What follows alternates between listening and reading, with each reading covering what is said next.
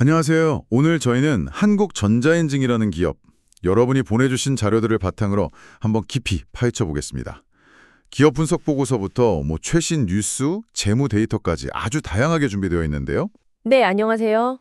이 회사가 도대체 어떤 사업을 하고 있는지, 또 재무는 탄탄한지, 그리고 투자 관점에서 볼 때 매력적인지, 이런 부분들을 좀 꼼꼼하게 살펴보려고 합니다. 네, 특히 어제 2025년 8월 22일이죠.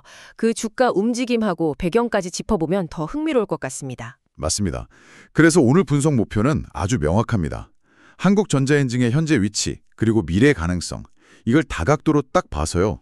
여러분이 투자 결정 내리시는데 진짜 도움이 될 만한 핵심 정보, 그걸 뽑아내는 겁니다. 그냥 정보만 쭉 늘어놓는 게 아니라 이 숫자나 뉴스가 진짜 뭘 의미하는지, 뭘 주목해야 하는지 같이 이야기 나누는 게 중요하겠죠. 그럼요. 한국 최초의 민간 전자인증 기관, 이 타이틀을 가진 회사가 AI, 파이도, 메타버스, DID 이런 새로운 기술 파도 속에서 어떻게 길을 찾아가고 있는지 지금부터 한번 같이 살펴보시죠. 자, 그럼 먼저 한국전자인증, 정확히 어떤 회사인지부터 짚고 가야겠죠. 1999년에 설립됐고 국내 최초 민간 전자인증 기관이라고요. 역사가 꽤 됐네요. 네, 맞습니다. 쉽게 말하면 디지털 세상에서 신뢰를 제공하는 회사다. 이렇게 보시면 될 것 같아요. 주요 사업 영역은 크게 네 가지 정도인데요. 첫째는 우리한테 아주 익숙한 거, 공동인증 서비스, 예전 공인인증서 사업이죠. 네네, 알죠. 둘째는 웹사이트 보안 같은 데 쓰이는 글로벌 인증 서비스, SSL 인증서 발급 이런 것들이고요. 셋째는 요즘 많이 얘기 나오는 생체 인증, 파이도 기술, 내나 IoT, 클라우드 환경에 맞는 보안 솔루션 제공.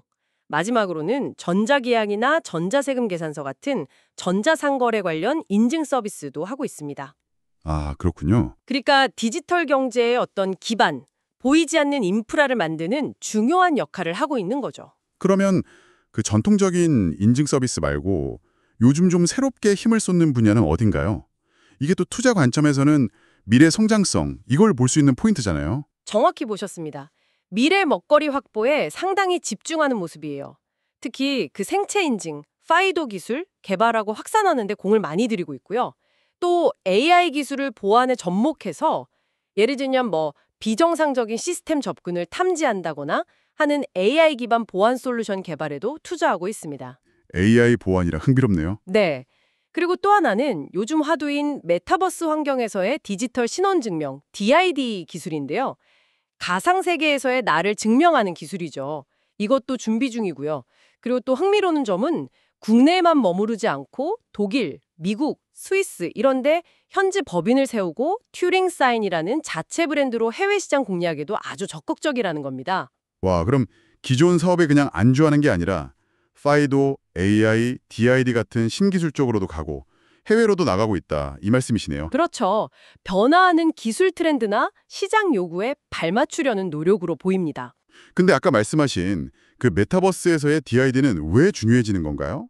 그냥 유행어 아닌가요? 그거 좋은 질문인데요.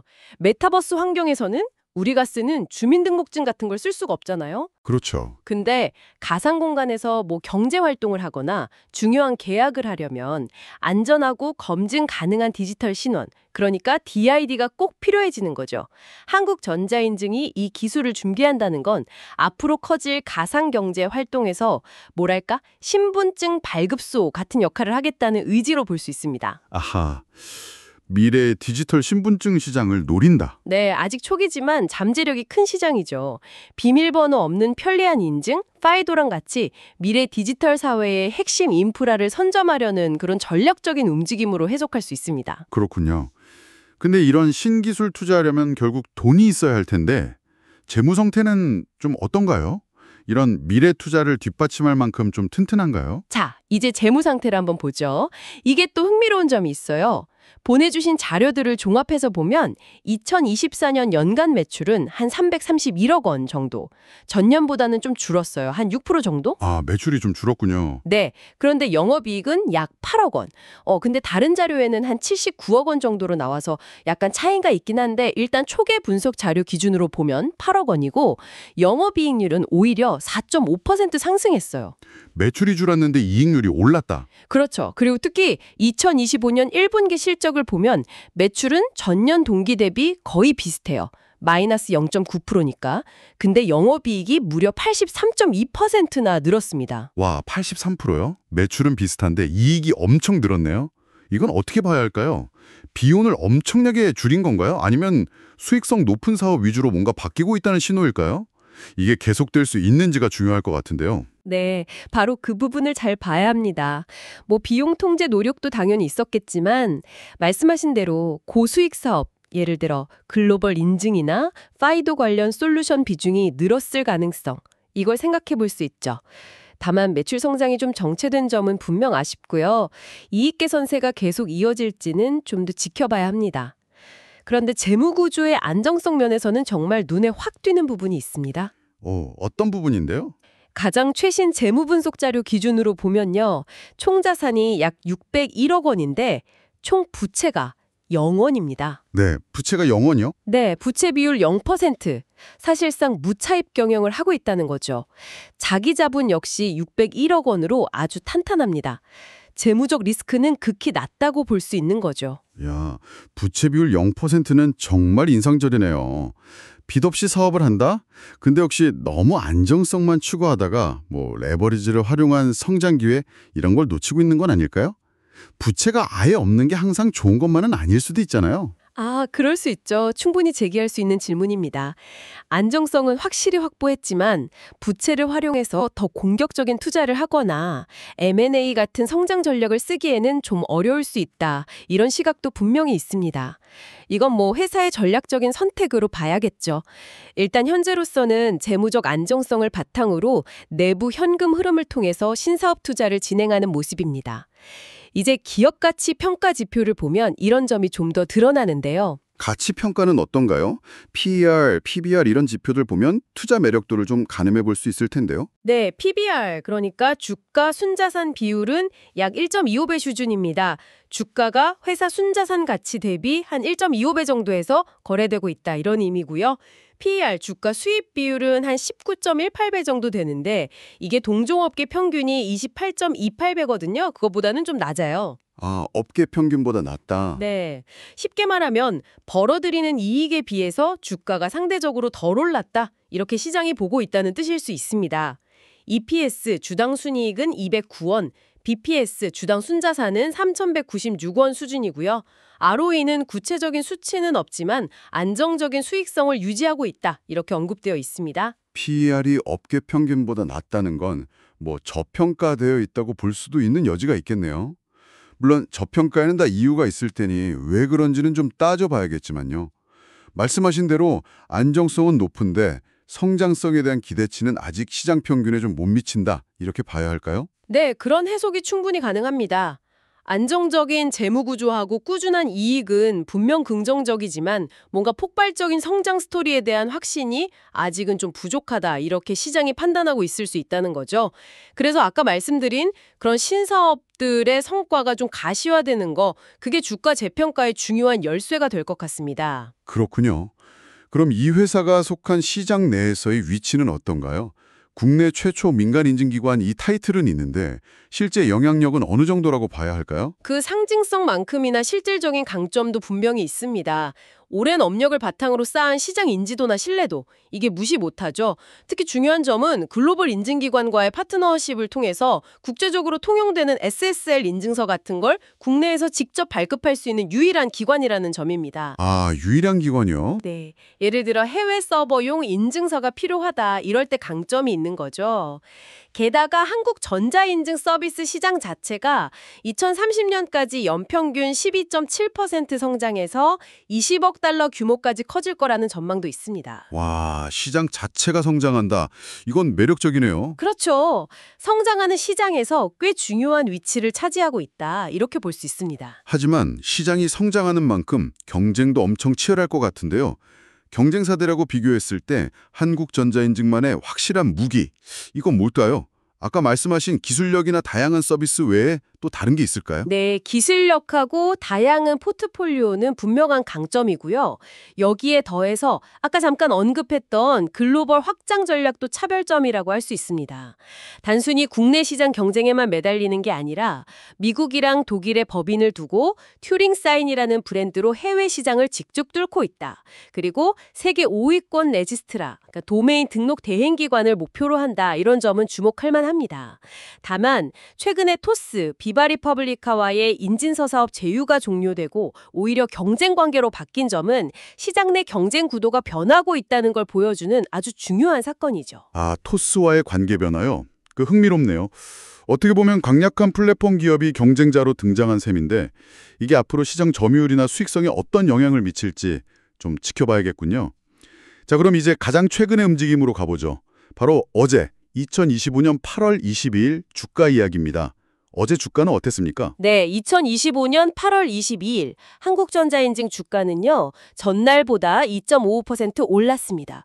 그래서 4,210원으로 마감했고요. 장중에는 한때 4,190원까지 오르기도 했습니다. 2.55% 상승 마감. 어제 주가가 오른 이유. 이건 뭐라고 분석해야 할까요? 여러 요인이 있겠지만 가장 핵심적인 동력은 뭐였을까요? 기술적인 분석, 아니면 시장 분위기, 아니면 회사 자체에 뭔가 좋은 소식이 있었나요? 여러 요인이 같이 작용한 걸로 보입니다.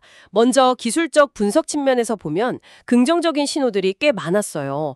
단기 이동평균선부터 장기 이동평균선까지 대부분 상승 추세를 나타냈고요. RSI 같은 보조 지표도 한 58 정도, 과열은 아니면서 아직 상승 여력이 있는 구간이다. 이렇게 해석됐습니다. 기술적으로 봤을 때 매수세가 들어오기 좋은 조건이었던 거죠. 기술적 분석 외에 다른 요인은 없었나요? 예를 들어 시장 전체 분위기라던가? 당연히 있었죠. 시장 성장 기대감도 한몫했습니다. AI나 IoT 환경이 확산되면서 보안 인증 수요가 계속 늘어날 거다. 이런 기대감하고 정부의 디지털 전환 정책에 대한 기대 심리도 꾸준히 작용하고 있고요. 여기에 거시경제 환경도 좀 도움이 됐습니다. 어제 코스닥 시장 자체가 좀 안정적인 흐름을 보였잖아요. 네, 그랬죠. 그리고 특히 같은 날 열렸던 잭슨홀 미팅에서 미국 연준 의장이 금리 인하 가능성을 좀 시사하면서 글로벌 기술주 전반에 대한 투자 심리가 개선된 영향도 있었습니다. 관련 뉴스 보니까 파월 의장 발언 후에 뉴욕 증시가 급등했다는 소식도 있었고요. 아, 잭슨홀 미팅 영향이 있었군요. 그럼 수급적인 측면은 어땠어요? 외국인이나 기관이 좀 사줬나요? 글로벌 기술주 투자 심리 개선이랑 맞물려서 국내 기술주 쪽에도 자금이 좀 들어온 걸로 보입니다. 마지막으로 기업 내부적인 요인도 생각해 볼 수 있는데요. 1분기 실적에서 확인됐던 수익성 개선 추세가 2분기에도 이어질 거다. 이런 기대감. 그리고 아까 살펴본 것처럼 PER이나 PBR 기준으로 봤을 때 여전히 상대적으로 저평가되어 있다. 이런 인식이 투자 매력을 높였을 수도 있습니다. 종합해보면 기술적 지표 좋고 산업 성장 기대감 있고 거시 환경도 우호적이고 잭슨홀, 수급도 괜찮았고 기업 펀더멘털 측면에서도 실적 개선 기대감에 저평가 인식까지 이런 것들이 다 복합적으로 작용해서 어제 주가를 끌어올렸다 이렇게 볼 수 있겠네요. 이전 분석에서는 4,000원대 지지선을 언급하고 3,800원에서 4,000원 사이를 매수 구간으로 추천하기도 했던데 지금 현재 기술적 흐름을 고려했을 때 투자 전략은 어떻게 가져가는 게 좋을까요? 네, 이전 분석대로 2,560원 근처에서 이중 바닥을 만들고 나서 상승 추세를 계속 이어가고 있고요. 4,000원 부근이 중요한 지지선 역할을 하고 있는 모습입니다. 어제 상승으로 이제 4,200원대에 올라섰는데 기술적 지표는 여전히 긍정적이라고 볼 수 있습니다. 다만 단기적인 주가 등락에 너무 따라가기보다는 이 회사의 강점인 안정적인 재무 구조, 특히 부채 0%죠. 그리고 핀테크 및 디지털 인증 시장의 장기적인 성장성, 이걸 보고 접근하는 게 좋아 보입니다. 따라서 너무 급하게 추격 매수하기보다는 분할 매수 관점에서 혹시 가격 조정을 좀 보일 때마다 조금씩 모아가는 전략, 이게 유효할 수 있습니다. 분할 매수. 네. 물론 글로벌 시장 점유율 확대라든지 파이도, DID 같은 신사업 성과가 실제로 어떻게 나타나는지 이런 핵심 변수들은 꾸준히 확인해야겠죠. 알겠습니다. 장기적인 관점에서 분할 매수 전략. 그런데 기업 내부 요인 말고 주가에 영향을 줄 수 있는 외부 변수들도 상당히 많을 것 같아요. 어떤 점들을 특히 주의 깊게 봐야 할까요? 외부 요인들을 크게 몇 가지로 좀 묶어볼 수 있을까요? 네. 주가 변동성에 영향을 주는 외부 요인들 크게 보면 우리가 통제하기 좀 어려운 거시 환경 변수하고 산업 및 정책 관련 변수 이렇게 나눠볼 수 있을 것 같아요. 거시 환경 변수로는 역시 글로벌 경제 상황이죠. 예를 들면 미국의 관세 정책이라든지 주요국 간의 무역 갈등 같은 거요. 그리고 국내외 금융시장 환경도 중요합니다. 한국은행 기준금리 변동이나 원달러 환율, 어제 1,400원 넘기도 했었죠. 이런 것들. 또 국내외 정치적 불확실성도 무시 못하죠. 소스에서 언급된 비상계엄 사태 같은 극단적인 경우까지는 아니더라도 정치 상황이 불안하면 투자 심리가 위축될 수 있으니까요. 그렇죠. 거시경제나 금융시장, 정치 상황 같은 외부 변수는 사실 예측하고 대응하기가 참 어렵죠. 산업이나 정책 관련 변수는 어떤가요? 이건 좀 더 직접적인 영향을 미칠 것 같은데요. 맞습니다. 산업 및 기술 트렌드 변화가 핵심입니다. AI, DID 같은 신기술 수요는 분명 기회 요인이지만 반대로 기술 경쟁이 너무 심화되거나 무료 SSL 인증서가 확산되면서 평균 판매 단가, ASP가 떨어지는 압력, 이런 건 위험 요인이죠. 정부 정책 변화도 아주 중요합니다. 예전에 공인인증서 의무 사용 폐지됐을 때 사업에 큰 영향을 줬던 것처럼 앞으로 디지털 자산 관련 제도나 데이터 규제가 어떻게 바뀔지 계속 지켜봐야 하고요. 시장 이벤트로는 토스 IPO 같은 게 단기적인 주가 촉매제가 될 수도 있겠고, 수급 측면에서는 개인 투자자 비중이 좀 높은 편이라 단기 변동성이 클 수 있다는 점, 그리고 2025년 3월에 공매도 금지 조치가 해주됐는데 그 이후의 시장 영향 같은 것도 고려해야 합니다. 와, 외부 변수가 정말 다양하네요. 그럼 이런 외부 환경 속에서 한국전자인증 자체의 좀 약점이나 투자자가 특별히 좀 경고등으로 인식해야 할 만한 부분은 없을까요? 내부적인 위험 요인도 당연히 있습니다. 첫째는 정보 보안 투자에 대한 기업들의 인식 부족 문제예요. 소스에서도 지적됐듯이 보안이 중요하다는 건 알지만 실제 투자는 좀 인색한 경우가 많거든요.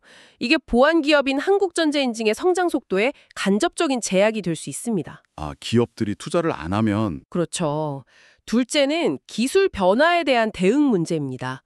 과거에 액티브엑스 의존성 문제가 지적됐던 것처럼 특정 기술에 너무 얽매이거나 새로운 기술 표준 변화에 제대로 적응하지 못할 위험은 항상 있습니다.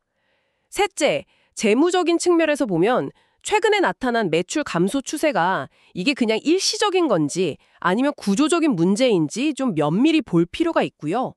현재 부채가 없다는 건 아주 좋지만 나중에 혹시 대규모 투자가 필요할 때 자금 조달 과정에서 생길 수 있는 잠재적 위험도 생각해 둬야 합니다. 마지막으로 경쟁 심하죠. 토스와의 관계 변화에서 본 것처럼 언제든 강력한 경쟁자가 등장해서 시장 구도를 바꿀 수 있습니다. 그럼 이 모든 종구를 종합해 볼 때 한국전자인증의 미래는 어떻게 전망해 볼 수 있을까요? 기회랑 위험 요인을 다 고려했을 때 투자자 입장에서는 어떤 그림을 그려볼 수 있을까요? 긍정적인 면하고 도전 과제가 아주 명확하게 공존하는 상황입니다. 디지털 전환이 빨라지고 비대면 서비스가 늘어나고 사이버 위협이 증가하는 이런 큰 흐름은 전자인증이나 보안 솔루션 시장의 구조적인 성장을 이끌 거예요. 한국전자인증은 이 시장에서 오랜 업력, 기술력, 그리고 탄탄한 재무 구조를 가지고 있죠. AI, 파이도, DID 같은 신기술 투자나 글로벌 시장 진출 노력은 분명히 성장 기회고요. 하지만 동시에 매출 성장세가 좀 둔화된 점, 경쟁이 치열해지는 환경, 또 기술 변화에 발빠르게 대응해야 하는 필요성, 이런 과제들도 안고 있습니다. 결국 핵심 질문은 이거겠죠. 한국전자인증이 이런 기회를 성공적으로 잡고 경쟁과 변화 속에서 신사업을 제대로 본궤도에 올려서 지속적인 성장을 만들어낼 수 있을 것인가? 결국 신사업의 성공 여부, 그리고 글로벌 시장에서의 입지 확보, 이게 장기적인 기업 가치를 결정짓는 핵심 변수가 되겠군요. 자, 마지막으로 이 기업에 대한 투자를 고민하는 분들을 위해서 핵심만 딱 요약해 주신다면요. 네. 한국전자인증은 성장하는 디지털 인증 시장에서 검증된 기술력과 아주 높은 재무 안정성을 갖춘 회사입니다. 특히 부채가 전혀 없는 탄탄한 재무 구조는 요즘같이 불확실한 시기에 상당히 매력적인 요소죠. 하지만 성장성에 대한 시장의 확신은 아직 좀 부족해 보인다. 이게 PER이 업계 평균보다 낮은 이유 중 하나일 수 있고요. 투자를 고려하신다면 단기적인 주가 변동성보다는 파이도, DID, 글로벌 확장 같은 새로운 성장 동력이 실제로 눈에 보이는 성과를 내는지 이걸 지켜보면서 장기적인 관점에서 접근하시는 게 바람직해 보입니다. 아까 제안드렸던 것처럼 분할 매수 전략을 쓰거나 아니면 리스크를 좀 분산하는 차원에서 핀테크나 사이버 보안 관련 ETF 투자를 같이 고려해보는 것도 좋은 방법이 될 수 있습니다. 무엇보다도 정부 정책 변화, 신기술 상용화 속도, 경쟁 구도 변화 같은 것들을 꾸준히 모니터링하는 것이 필수적이라고 할 수 있겠습니다. 네, 오늘은 한국전자인증에 대해서 사업 내용부터 재무 상태, 최근 주가 분석, 그리고 미래 전망과 투자 고려 사항까지 아주 깊이 있게 다뤄봤습니다. 국내 최초 민간인증기관이라는 역사 위에 AI, 파이도, 글로벌 시장 진출이라는 미래를 쌓아올리려는 기업의 현재 모습을 확인할 수 있었네요. 오늘 나눈 이야기 외에 한 가지 더 생각해 볼 만한 질문을 여러분께 던져드리고 싶습니다. 소스에는 직접적으로 언급되지는 않았지만 앞으로 탈중앙화 신원증명, DID나 웹3 같은 개념이 더욱 중요해질 가능성이 높거든요. 이런 흐름 속에서 과연 한국전자인증과 같은 기존의 중앙화된 인증기관들이 단순히 새로운 기술을 도입하는 수준을 넘어서 근본적으로 스스로의 역할과 비즈니스 모델을 어떻게 재창조해야 미래 디지털 실내 생태계에서도 핵심 플레이어로 살아남을 수 있을까요? 이 질문에 대한 답을 스스로 한번 찾아보시는 과정이 이 기업의 미래를 더 깊이 이해하시는 데 도움이 될 거라고 생각합니다. 아, 정말 흥미로운 질문이네요. 미래의 디지털 신뢰는 과연 어떤 모습일지, 그리고 그 속에서 한국전자인증 같은 기존 플레이어들의 역할은 어떻게 변해갈지 한번 고민해 볼 필요가 있겠습니다. 오늘 저희와 함께 한국전자인증이라는 기업을 탐구해 주셔서 감사합니다. 다음에도 여러분이 궁금해하시는 주제로 알찬 분석을 가지고 돌아오겠습니다.